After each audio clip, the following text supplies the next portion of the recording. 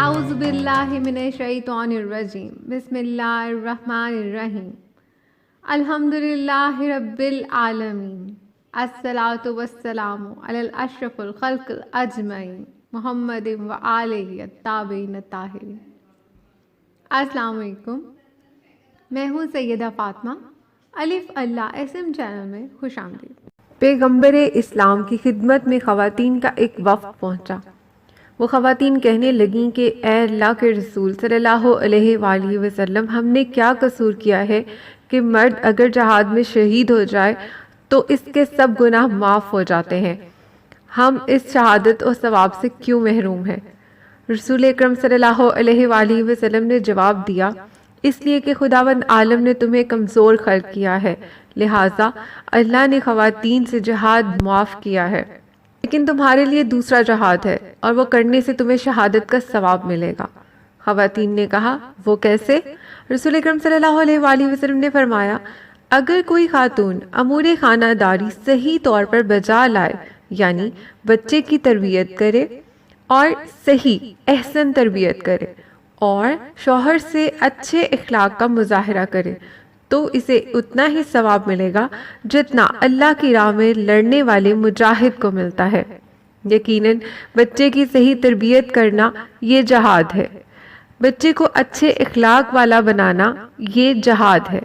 اگر خاتون کو شوہر کی بد اخلاقی پر غصہ بھی آئے تو اسے چاہیے کہ غصے کو پی لے اور شوہر کی بد اخلاقی کا جواب اچھے اخلاق سے دے، یہی عورت کا جہاد اکبر ہے۔ اسی سلسلے میں ایک واقعہ روایت ہوتا ہے کہ ہارون الرشید کا وزیر ایک مرتبہ جنگل میں راستہ بھٹک گیا اور چلتے چلتے ایک جھونپڑی کے پاس پہنچا۔ وہ جھونپڑی میں داخل ہوا تو دیکھا کہ ایک نہایت خوبصورت عورت اندر بیٹھی ہے۔ وزیر نے کہا کہ مجھے پانی دو، میں مر رہا ہوں۔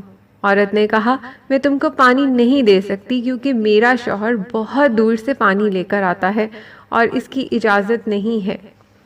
ہاں البتہ میرے حصے کا دودھ ہے، وہ میں تم کو دے سکتی ہوں۔ کچھ دیر بعد اس عورت کا شوہر آیا اور اس کو دیکھ کر وزیر بہت حیران ہوا کیونکہ وہ ایک انتہائی بدصورت اور بوڑھا تھا، اور اس نے آتے ہی عورت سے بد اخلاقی شروع کر دی۔ وزیر اس وقت بہت حیران ہوا جب اس بوڑھے کی خوبصورت بیوی نے اس کی بد اخلاقی کا جواب نہایت اخلاق کے ساتھ دینا شروع کیا، اور وہ جی جی سے جواب دینے لگی۔ تھوڑی دیر بعد اس کا شوہر چلا گیا تو وزیر نے اس عورت سے کہا، اے خاتون، تیرا شوہر کتنا بد اخلاق ہے۔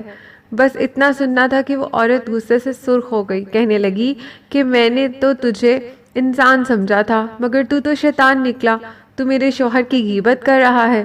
یہ سن کر وزیر اور حیران ہوا کہ اس عورت کی اتنی بے عزتی ہوئی اور وہ اپنے شوہر کے خلاف ایک لفظ سننے کو تیار نہیں ہے، اور اس عورت نے اپنے شوہر کی اجازت کے بغیر پانی تک نہیں دیا۔ وزیر نے کہا، تو اتنی خوبصورت ہے، اس معمولی جھونپڑی میں کیوں پڑی ہے؟ کسی امیر سے شادی کر لے۔ اس عورت نے کہا کہ تو بے دین معلوم ہوتا ہے۔ پیغمبر اسلام صلی اللہ علیہ وآلہ وسلم کی حدیث نہیں سنی کیا؟ پیغمبر اسلام صلی اللہ علیہ وآلہ وسلم کی حدیث ہے، ایمان آدھا صبر میں ہے اور آدھا شکر میں۔ دیکھ، مجھے ایمان چاہیے، میرا شوہر جو میرے ساتھ زیادتی کر رہا ہے میں اس پر صبر کر رہی ہوں، اور جو خدا نے خوبصورتی دی ہے اس پر شکر کر رہی ہوں۔ والدین کے اعمال سے اولاد میں یہ صرف توجہ پیدا ہو جائے اور یہ ہمیشہ باقی رہنے والا سرمایہ ہے۔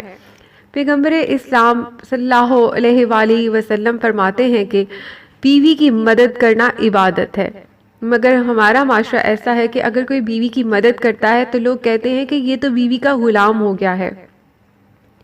روایات میں آیا ہے کہ پیغمبر خدا صلی اللہ علیہ وآلہ وسلم اپنے سارے کام خود کرتے تھے، اپنے کپڑوں اور جوتوں کو سیتے تھے۔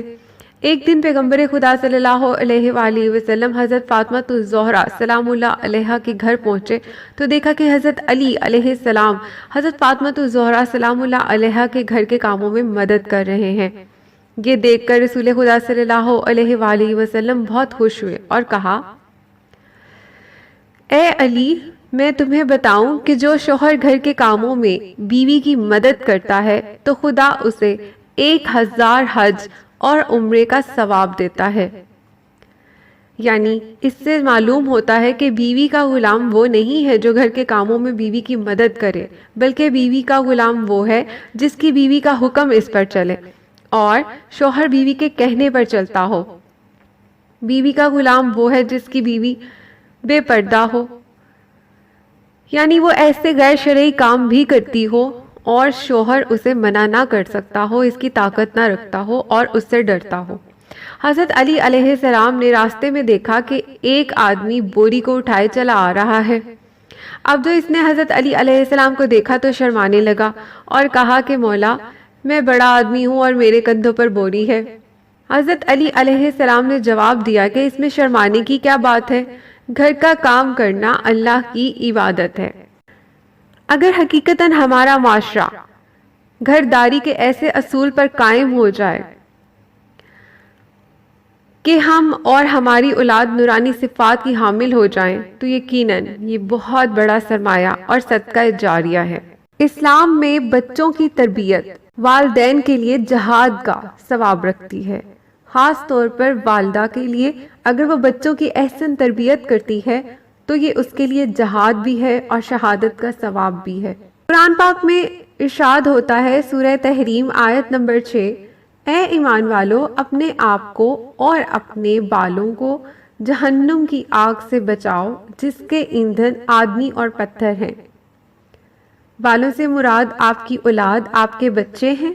صحیح معنوں میں خوش بختی اور بدبختی کا فیصلہ ماں کے رحم میں ہو جاتا ہے۔ خوش بخت معاشرہ اس معاشرہ کو سمجھا جا سکتا ہے جس کی تشکیل صالح، لائق، فرض شناس اور با ایمان اشخاص سے ہوئی ہو۔ ایسے معاشرے کی تیاری اور ایسے افراد کی دستیابی کے لیے بچوں کی تربیت اور پرورش پر ریاضت کرنا اور انہیں مستقبل کے لیے تیار کرنا بہت ضروری ہے۔